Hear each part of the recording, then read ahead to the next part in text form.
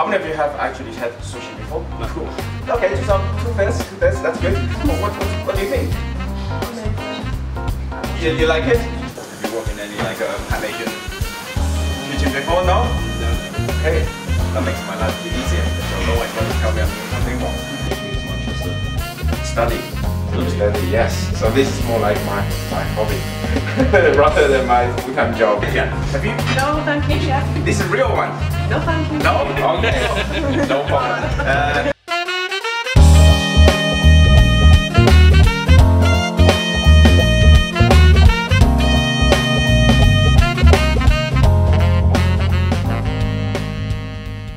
Everyone, thank you for having me here. It's really good to be able to show you guys, probably most of you starting beginning of your career, some different type of cooking. Sushi, the word itself, if you translate it literally, it means sour taste.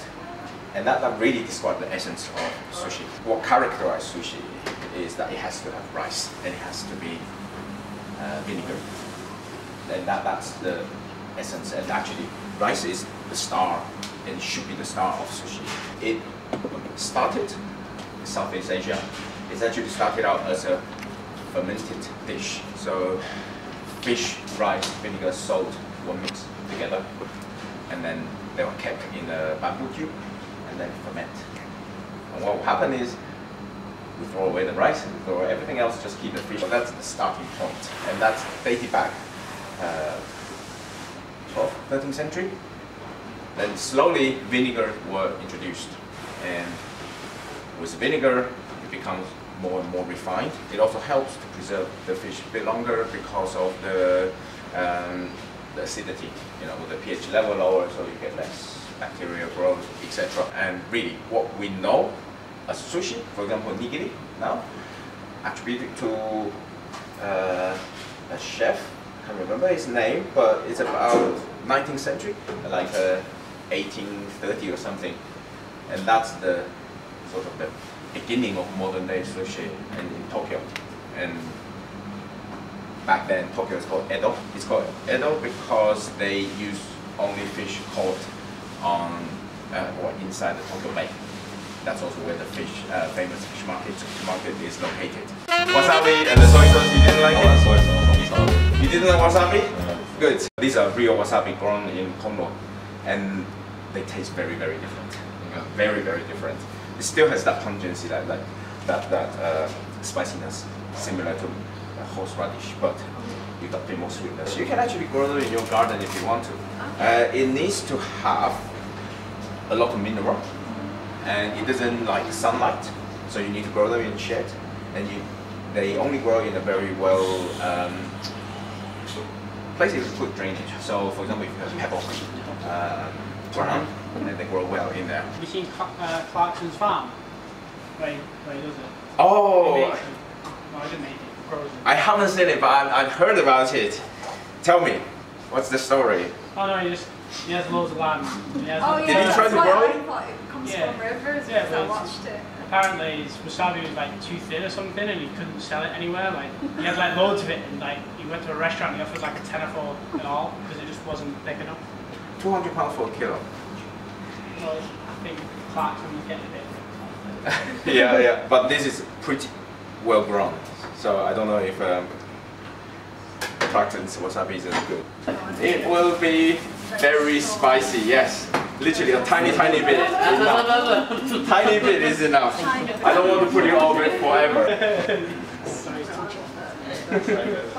So you can smell that very different characters, and you don't just get that sort of punch. It's sweeter and your eyes. it's like small pepperiness to it. Yeah. Have you? No, thank you, chef. This is a real one. No, thank you. No? Okay. No problem. So I'll go through the ingredients today, and then I'll make something, and then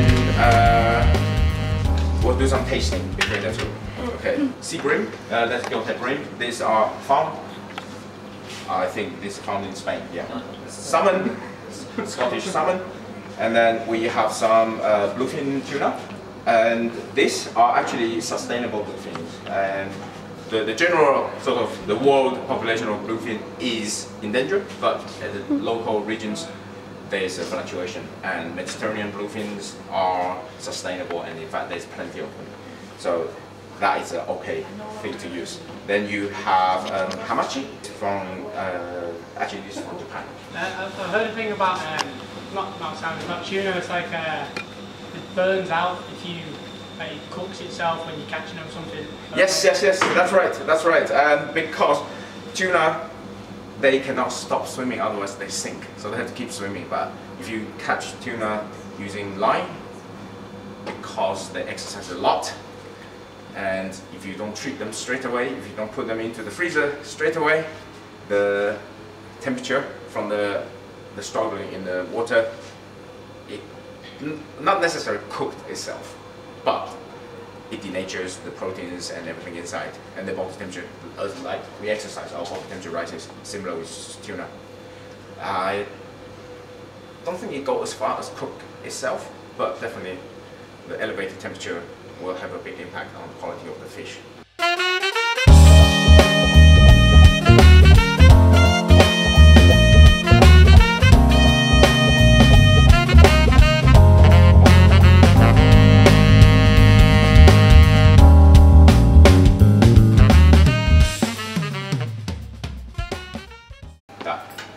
Casing outside really protects the meat from the middle, so the brown, when you cut it open, the inside is still bright red, and that's actually a 3-week-old fish. It looks like that. So you still have the brown from the outside, but the redness. Is that because it's been aged? That's because the poaching process outside. So during the aging, the oxygen, the air doesn't get in, so it doesn't oxidize the fish. Yeah. So with nigiri, what you're looking for is you want the rice to just break in your mouth. You don't want it to be stick together, and you shouldn't have to chew the rice too much. And you will find often if the rice is either cooked with too much water, or when they're mixing with the vinegar, they overmix it, then it becomes really sticky and really stodgy in your mouth. And with nigiri, you want to just shape it, you don't want to press it.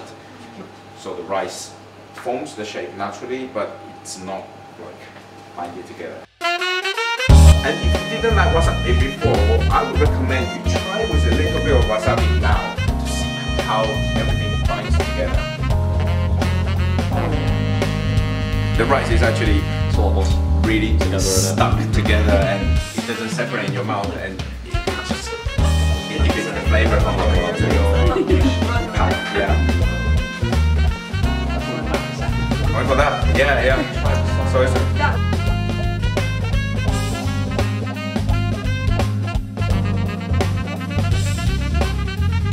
But thank you so much. oh, no problem at all. Thank you for the opportunity. All right, give me a round of applause. Thank you.